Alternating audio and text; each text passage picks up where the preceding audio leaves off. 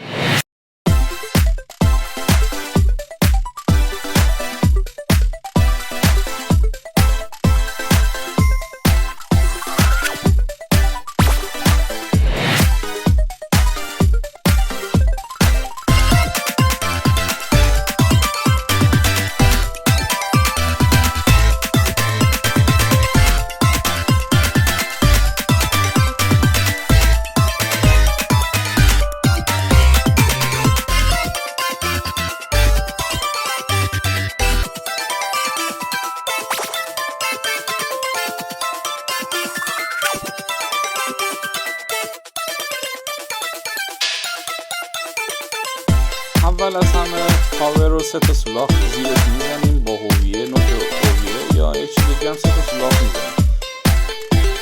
بعد این سولاخ ها رو از زیر با بسکمری میبندیم تا خوب محکم بشه. بسکمری 10 سان استفاده میکنیم.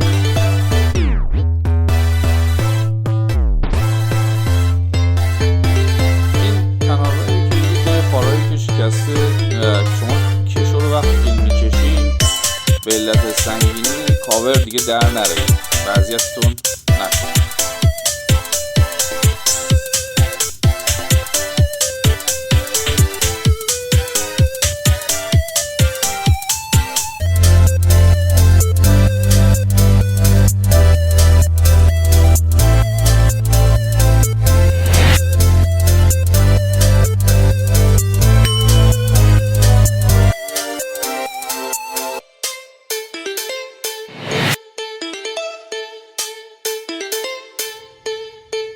دوستان برد رو نصب میکنیم، سوکیتا رو دونه دونه میذاریم سر جایش. باید دقت کنیم که سوکیتا رو همه رو سر جایش بذاریم بدون که اشتباه بشه تا بتونیم دستگاه رو دوباره تست کنیم.